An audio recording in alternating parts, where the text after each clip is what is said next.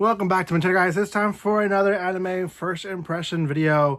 I don't know what to feel about this one. I think that there is definitely a crowd that likes the theme of the anime, but I am not sure what to think about the relationship between the two characters. At first, at first I was a little creeped out because I thought what the direction of the character development was going to go to. And then I was like, well, maybe not. Maybe it's a different relationship. But nonetheless, I'm still a little bit iffy about this one. It is, genre-wise, I would say it's not really a club, but it's club-like anime, sport-like anime. It is a camping anime, so it's explaining how camping works, but it is a full-grown adult with, I think, a high school girl. I could be wrong. She could be, honestly, now that I think about it, she's probably not a high school girl. She's probably in college. Still doesn't take away too much of the creepiness, but just it is what it is. Anyway, so it's that kind of type of series. It's one of those, it's not really educational, but it's educating you a little bit of what camping's like, with also having a story of two characters that enjoy camping. So the name of this one is called Solo Camping for Two, and you can find it on Crunchyroll. I believe time of recording is only one episode out. There might be two by the time this episode releases. But yeah, it is a series that I watched last week. It's been a few days. My birthday hit, 4th of July hit. There's a lot of things I hit last week that I really just wanted to enjoy with my kids and not really have to worry about doing videos. But I was watching anime. I just wasn't able to react to it. So let's talk about it. Solo Camping for Two. Very contradicting, but it's self-explanatory if you watch the episode. So we follow our protagonist, who is a middle-aged man. At least that's what I think he is. And he likes to camp. And that's how it starts. Him going camping. He puts his tent up. He talks about he likes to get twigs close to the camping site, just to keep the area more clean. And that's what he uses to make a fire. And yeah, he's relaxed. He's relaxed with it. And he leaves. I forgot why. I'm not sure if it's for more firewood or for the restroom, but he leaves his site for just a second. And when he comes back, there is a girl half nude right in front of his fire. And he's like, what the heck is going on? She freaks out. He freaks out. And eventually, once he throws a towel over her, she explains that she was also camping. It's obviously, it's a camping site, so there's different areas where you can camp. She forgot things, and she got lost also, and fell, I believe, in the stream, which got herself wet, which is why she's trying to dry her clothes in the fire. Fire that she just found and thought it was convenient to use, by the way. Now, things she forgot a tent. She forgot one of the main things that you need for camping, and she kind of like wants to see if she can stay with him, and he's like, try to go to the help center and get help there. I can't help you with that. Like, I have my own tent, and I'm not here to share it. And she's really pushy, but they end up going together, and there's no one to help her. So throughout most of the episode, he's pushing her to just go home. Like, you weren't prepared, you weren't ready, don't know anything about camping. Why are you even here, right?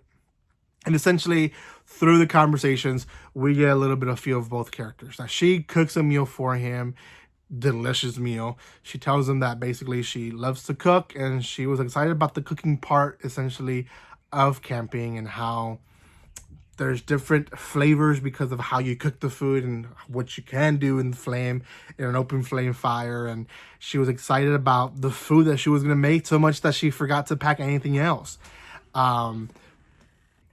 We also see development of her, of just explaining her side of the story, of essentially saying she really wanted to camp, but none of her friends wanted her to do it. So she's been investigating, she's been watching videos, she's been reading articles, she's been doing everything possible to know what to do in camping, but she realized that she wouldn't really understand it until she experienced it. but then, it was kind of a failure. So she's really fighting her case of her being there, being able to basically do what she can to just stay and at least enjoy the night. And he finds it real annoying. Like, she's talking too much. She's there. He wants to be alone. It bothers him.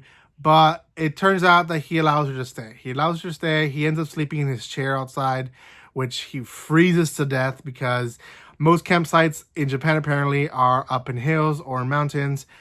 2, it gets really cold at night. Like, there's not a lot of ventilation or other stuff that you can to help with the degrees going down. So he froze to death essentially, and she slept in the camp in his tent without knowing that he wasn't going to sleep there as well.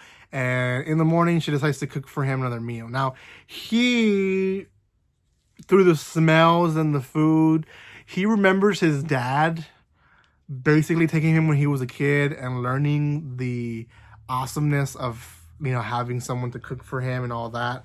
So he is buying into the idea of maybe her being someone that he can be with, to be there and cook meals for at least this time. But he's still very much against it. And he explains to her that he just wants tranquility. And they do have that moment together towards the end of the episode that she realizes that this is what he really is there for. It's just to almost hear the orchestra of nature sing to their ears and just give them peace of mind, not the business of the city. So she proposes the idea of essentially she wants to learn how to solo camp, but she needs him to help her. And she's like, let's at least try it once, camp together, show me how to be a solo camper, how I can come out here and do everything I need to do, be safe, be prepared, and I will then go on my own way, and that's it. And that's how the episode ends. He agrees to it, and that's how it ends. Now, where's the weirdness about it? Maybe I'm thinking too much about it, but it really felt that through their conversations and interactions, that there was a spark. There was some type of romance. But the character ages is a little bothersome. Like, she seems like fresh out of high school, which in Japan, that can be 16 or 17. Just how the age group works when it comes to high school and middle school, and for us is different for them. And he is definitely middle age, not really sure of a number. He could be my age, even if he was my age. I just turned 32, by the way, 3 days ago. Even if he was my age, I'm not middle age yet, but even if he was, me thinking of dating an 18-year-old, even a 18-year-old, even a 19-year-old, even like a 23-year-old, I can't put myself through it. It's just such a different part of my life now than where someone that age could be. So I just think it's weird. I mean, and honestly, I don't know how old the guy is. He could be just 25 or 24, and maybe he's not that too bad. But I just think it's a weird that they're pushing the type of romance maybe genre with it and giving weird tones. I hope they're pushing more the fatherly daughter-like experience, but I doubt it. I doubt it with anime nowadays, to be honest. So it is what it is. Thank you guys so much for watching this. Let me know if you're watching in the comment section below. I will see what you guys are putting. I will hopefully be answering the comments very soon because I've been horrible at that as well. So thank you again for your love and support. And like always, don't be strangers. See you guys.